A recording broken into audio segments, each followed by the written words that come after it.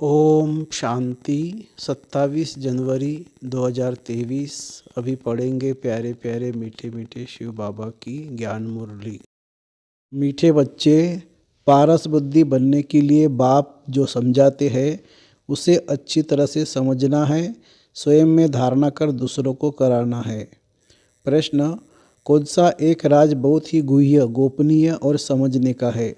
उत्तर, निराकार बाप सभी का माता पिता कैसे बनते हैं, वह सृष्टि की रचना किस विधि से करते हैं, ये बहुत ही गुह्य और गोपनीय राज है। निराकार बाप माता बिगर सृष्टि तो रच नहीं सकते, कैसे वह शरीर धारण कर उसमें प्रवेश कर उनके मुख से बच्चे एडॉप्ट करते हैं। यह ब्रह्मा पिता भी है तो माता भी है। यह बात बहुत ही समझकर सिमरन करने व स्मृति रखने की है। गीत है, तुम्ही हो माता पिता तुम्ही हो बंधु सखा तुम्ही हो। ओम शांति। जिसको माता पिता कहते हो तो ज़रूर फरमान पिता ही करेंगे। यह तो माता पिता कंबाइंड है। ये बात मनुष्यों के लिए समझना बड़ा डिफ़िकल्ट है और यही मुख्य बात है कि समझने की। निराकार परमपिता परमात्मा जिसको पिता कहा जाता है उनको माता भी कहते हैं। ये वंडरफुल बात है। परमपिता परमात्मा मनुष्य सृष्टि रचेगा तो माता जरूर चाहिए। ये बात बड़ी गुह्य है और कोई की बुद्धि में कभी आ न सके। अब वह है सभी का बाप, माता भी जरूर चाहिए। वो पिता तो है निराकार, फिर माँ किसको रखे? शादी तो नहीं की होगी। यह है अति गुह्य गोपनीय समझने की बातें। नए ने तो समझ न सके, पुराने भी मुश्किल समझकर और उस मूर्ति में रहते हैं। बच्चे ही माँ बाप की स्मृति में रहेंगे ना। भारत में लक्ष्मी नारायण को भी कह देते हैं तुम माता पिता हम बालक तेरे। तो राधे कृष्ण के आगे भी जाकर कहते हैं तुम माता पिता। वह तो है ही प्रिंस प्रिंसेस। उन्हों को माता पिता कोई बेसमझ भी न कहे। मनुष्यों की तो कहने की टेव आदत पड़ गई है, परंतु यह बात ही न्यारी है। लक्ष्मी नारायण का तो उनके बच्चे ही कहेंगे तुम माता पिता हम बालक तेरे। मनुष्य समझते हैं जिसके पास बहुत धन है, महल माड़िया है, वह स्वर्ग में है। उन्हों के बच्चे कहेंगे हमारे माँ बाप के पास बहुत सुख है, जरूर आगे जन्म में कुछ अच्छे कर्म किए हैं। अच्छा, यह जो गाया जाता है तुम माता पिता हम बालक तेरे, परमपिता परमात्मा रचिता तो एक है जिसके हम बच्चे हैं। वह भी निराकार है, हम भी आत्मा निराकार है, परंतु निराकार फिर सृष्टि कैसे रचते हैं? माता बिगर तो सृष्टि रचा नहीं जा सकती। वंडर है सृष्टि रचने का। एक तो परमात्मा रचिता है नई दुनिया का, पुरानी दुनिया में आकर नई दुनिया रचते हैं, परंतु कैसे रचते हैं यह बड़ी गुह्य बातें हैं जो निराकार को हम माता पिता कहते हैं। बाप खुद समझाते हैं मैं बच्चों को एडॉप्ट करता हूँ। पेट से बच्चे निकलने की बात ही नहीं है। इतने ढेर बच्चे पेट से कैसे निकलेंगे? तो कहते हैं मैं इस शरीर को धारण कर इनके मुख द्वारा बच्चे एडॉप्ट करता हूँ। यह ब्रह्मा पिता भी है, मनुष्य सृष्टि रचने वाला, और माता भी है जिनके मुख से बच्चे एडॉप्ट करता हूँ। इस रीति बच्चों को एडॉप्ट करना यह सिर्फ बाप का काम है, सन्यासी तो कर न सके। उन्हों के है जिज्ञासु फॉलोअर शिष्य। या तो ही रचना की बात तो बाबा इनमें प्रवेश करते हैं। यह है मुख वंशावली जो कहते हैं तुम माता पिता, तो माता यह सिद्ध हुई, वह बाप इसमें प्रवेश हो रहते हैं। यह बूढ़ा प्रजापिता भी ठहरा, फिर माता भी बूढ़ी ठहरी। बूढ़ी ही चाहिए ना। अब बच्चों को माता पिता को याद करना है।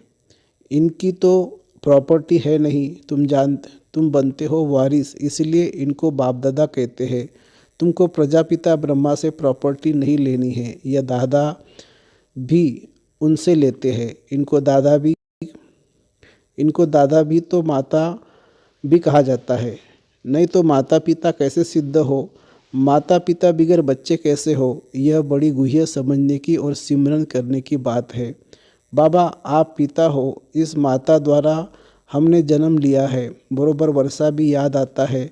याद उस बाप को करना है। ज्ञान से तुम समझा भी सकते हो कि कैसे बाप पति दुनिया में आते हैं। कहते हैं जिसमें मैं प्रवेश करता हूँ यह हमारा बच्चा भी है, तुम्हारा बाप भी है और फिर माता भी है। तुम हो गए बच्चे।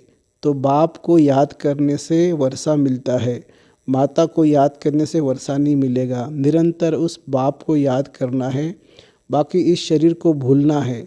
यह ज्ञान की बातें समझने की है। बाप पुरानी दुनिया में आकर नई दुनिया रचते हैं, पुरानी को खलाश कर देते हैं, नहीं तो कौन खलाश करे। गाया भी हुआ है शंकर द्वारा पुरानी दुनिया का विनाश। यह ड्रामा में नूंद है, इसलिए गायन में भी आता है। तुम बच्चे जानते हो हमारे लिए नई राजधानी बन रही है, विनाश की फूल तैयारियां है। तुम इतने ढेर हो, सब राजाई पद पा रहे हो, ऐसे नहीं अंधश्रद्धा से मान लिया है। कोई ने कहा राम की सीता चुराई गई, सत। कोई भी बात न समझो तो समझने की कोशिश करो, नहीं तो बेसमझ के बेसमझ ही रह जाएंगे। भक्ति मार्ग में तो अल्पकाल का सुख मिलता है, उसका फल उसी जन्म में व दूसरे जन्म में अल्पकाल के लिए मिल जाता है।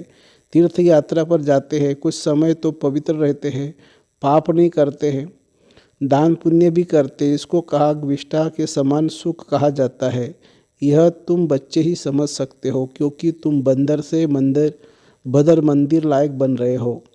सतयुग में तुम पारस बुद्धि थे, क्योंकि पारसनाथियों का राज्य था, सोने के महल थे।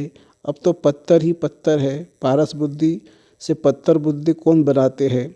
5 विकार रूपी रावण। जब सब पत्थर बुद्धि बन पड़ते हैं, तब ही फिर पारस बुद्धि बनाने वाला बाप आते हैं। कितना सहज समझाकर समझाते हैं, बीज और झाड़, बाकी डिटेल तो समझाते रहते हैं। समझाते रहेंगे नटशेल में। कहते हैं बाप को याद करो जिससे वर्षा मिलता है, माता को याद करने की ज़रूरत नहीं है। बाप कहते हैं हे बच्चे मुझे याद करो, तो ज़रूर बच्चों ने माता से जन्म लिया होगा, जन्म लिया बाप से वर्षा लेने के लिए। तो इस माता को भी छोड़ो, सब देहधारियों को छोड़ो, क्योंकि अब वर्षा बाप से लेना है। अब बच्चे समझ गए हैं कि हम आत्मा रूहानी बाप के बच्चे हैं और फिर जिस्मानी माता पिता के भी बच्चे बने हैं। वह बेहद का बाप नई सृष्टि रचते हैं। भारत स्वर्ग था ना, ये लक्ष्मी नारायण स्वर्ग के मालिक थे, अब नहीं है। बेहद का बाप समझाते हैं तुम हर जन्म में हद का वर्षा लेते आए हो। नरक में तो है ही हद का वर्षा, स्वर्ग में हद का वर्षा नहीं कहेंगे। यह वह है बेहद का वर्षा, क्योंकि बेहद के अर्थात सारी सृष्टि के मालिक है और कोई धर्म नहीं है। हद का वर्षा शुरू होता है द्वापर से। सतयुग में है बेहद का, तुम प्रारब्ध भोगते हो, वहाँ तुमको बेहद की बादशाही है। यथा राजा रानी तथा प्रजा, प्रजा भी कहेंगे कि हम सारे सृष्टि के मालिक हैं। अभी तो प्रजा ऐसे नहीं कहेंगे कि हम सारे सृष्टि के मालिक हैं, अभी तो हदें लगी पड़ी है। वह कहते हैं हमारे पानी के अंदर नहीं आ सकते, ये टुकड़ा हमारा है। वह प्रजा भी कहेंगी हम विश्व के मालिक हैं, हमारे महाराजा महारानी लक्ष्मी नारायण भी विश्व के मालिक थे। अब यह अभी हम समझते हैं कि वहाँ एक ही राज्य रहता है, वह बेहद की दुनिया, वह बेहद की बादशाही भारत क्या था, किसी को बुद्धि में भी नहीं है। तुम बच्चों को अब शिक्षा मिलती है कि बेहद के बाप से वर्षा लो। हम कहते हैं तो ज़रूर हम ले रहे हैं। बेहद का बाप है ही स्वर्ग का रचिता। गाया भी जाता है 21 पीढ़ी राज्य भाग्य। पीढ़ी को कहते हैं क्योंकि वह भूले होकर मरेंगे, क्योंकि वह बूढ़े होकर मरेंगे। वह अकाल मृत्यु नहीं होगा। माता कभी विधवा नहीं बनेगी, रोना पिटना नहीं होगा। यहाँ तो कितना रोता पीटते हैं, वहाँ बच्चों को भी रोने की दरकार नहीं है। वहाँ तो बच्चों को रुलाते रहते हैं कि मुख बड़ा हो। वह ऐसी बात नहीं है। यह तो सब बच्चे समझते हैं कि हम अभी बेहद के बाप से कलब पहले मिसल वर्षा ले रहे हैं। 84 जन्म पूरे हुए, अब जाना है। निरंतर बाप और वर्षे को याद करने से विकर्म विनाश होंगे। मनमना भव का अर्थ कितना सहज है। गीता बहुत झूठी है, परंतु उसमें कुछ न कुछ सच तो है ना। मुझ अपने बाप को याद करो। श्री कृष्ण तो ऐसे नहीं कहेंगे कि मुझे याद करो, तुमको मेरे पास आना है। परमात्मा भी सर्व आत्माओं को कहते हैं कि तुम सभी आत्माओं को मच्छर सदृश आना है, तो जरूर आत्मा परमात्मा बाप को ही फॉलो करेंगी। श्री कृष्ण ऐसे नहीं कहेंगे कि मुझ आत्मा को याद करो, उनका नाम ही है कृष्ण। आत्मा कोई भी नहीं कह सकती आत्माएं सभी भाई भाई है। यह तो बाप कहते हैं मैं निराकार हूँ, मुझ परम आत्मा का नाम है शिव। तो श्री कृष्ण कैसे कहेंगे, उनको तो शरीर है नहीं।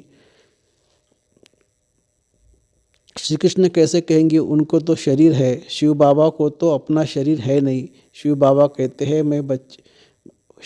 कहते हैं बच्चे तुम्हें भी पहले अपना शरीर नहीं था, तुम आत्मा निराकार थी फिर शरीर लिया है। अब तुमको ड्रामा के आदि मध्य अंत की स्मृति आई है। बाप सृष्टि कैसे कब और क्यों रचते हैं, सृष्टि तो है ना, गायन भी है। ब्रह्मा द्वारा नई सृष्टि की रचना की तो जरूर पुरानी सृष्टि से ही नई सृष्टि की रचना करते होंगे। कहते भी है मनुष्य से देवता बनाया। बाप कहते हैं मैं तुमको इस पढ़ाई से मनुष्य से देवता बनाता हूँ। पूज्य देवता थे फिर पुजारी बन गए हो। मनुष्य तो समझते नहीं है कि 84 जन्म कैसे लेते हैं। क्या सभी 84 जन्म लेंगे? सृष्टि वृद्धि को प्राप्त करती रहती है, तो सभी कैसे 84 जन्म लेंगे? जरूर जो पीछे आएंगे उनके जन्म कैसे होंगे? 25-50 वर्ष के अंदर 84 जन्म कैसे लेंगे? यह है स्वदर्शन चक्र। उन्होंने फिर स्वदर्शन चक्र को एक हथियार का रूप बना दिया है। अब तुम आत्माओं को यह स्मृति आई है कि हमने 84 जन्म ऐसे ऐसे भोगे। अभी चक्र पूरा होता है, फिर से ड्रामा को रिपीट करना है। पहले पहले आदि सनातन देवी देवता धर्म जरूर चाहिए, जो प्राय लोप हो गया है। मनुष्य कहते हैं हे गॉड फादर रहम करो, तो बाप कहते अच्छा तुमको दुख से लिबरेट कर सुखी बनाता हूँ। बाप का काम ही है सबको सुखी बनाना, इसलिए मैं कलप कलप आता हूँ, आकर भारत को हीरे जैसा बनाता हूँ, बहुत सुखी बनाता हूँ, बाकी सबको मुक्तिधाम भेज देता हूँ। भक्त चाहते भी है भगवान से मिलने, क्योंकि सुख के लिए तो सन्यासियों को कह दिया है कि यह कागविष्टा समान सुख है। और दूसरा फिर कहते हैं इस ड्रामा के खेल में फिर आए ही नहीं, मोक्ष को पा ले। अब मोक्ष तो मिलता नहीं है, यह है बना बनाया ड्रामा। सारे सृष्टि की हिस्ट्री जाग्रफी को तुम बच्चे ही अभी जानते हो कि यह कैसे चक्र लगाती है, जिसको इस स्वदर्शन चक्र कहा जाता है। ये जो दिखाते हैं स्वदर्शन चक्र से सभी के सिर कटे, कंस वध का नाटक दिखाते हैं, ऐसे कुछ भी है नहीं। यहाँ हिंसा की बिल्कुल बात ही नहीं है। यह तो पढ़ाई है, पढ़ना है, बाप से वर्षा लेना है। बाप से वर्षा लेने के लिए किसी को कत्ल करते हैं क्या? वह होता है हद का वर्षा। यह है बेहद के बाप से बेहद का वर्षा। गीता में लड़ाई आदि की कितनी बातें लिख दी है, वह तो कुछ भी है नहीं। पांडवों की लड़ाई वास्तव में कोई के साथ है नहीं। यह तो योग बल से बेहद के बाप से तुम बच्चे वर्षा ले रहे हो नई दुनिया के लिए। इसमें लड़ाई की कोई बात नहीं है। अच्छा, मीठे मीठे सिखी लदे बच्चों प्रति माता पिता बाप दादा का याद प्यार और गुड मॉर्निंग। रूहानी बाप की रूहानी बच्चों को नमस्ते। हम रूहानी बच्चों की रूहानी माता पिता बाप दादा को याद प्यार, गुड मॉर्निंग और नमस्ते बाबा नमस्ते। धारणा के लिए मुख्य सार। बाप से 21 पीढ़ी का वर्षा लेने के लिए निरंतर बाप और वर्षे को याद करने का पुरुषार्थ करना है, किसी भी देधारी को याद नहीं करना है। दूसरी पॉइंट, बुद्धि में स्वदर्शन चक्र फिराते रहना है। हम पूज्य थे फिर पुजारी बने, 84 जन्मों का चक्र पूरा किया, फिर से ड्रामा रिपीट होना है। हमें पुजारी से पूज्य बनना है, यह स्मृति ही स्वदर्शन चक्र है। वरदान, समानता द्वारा समीपता की सीट ले फर्स्ट डिवीजन में आने वाले विजय रतन भव। समय की समीपता के साथ साथ अब स्वयं को बाप के समान बनाओ।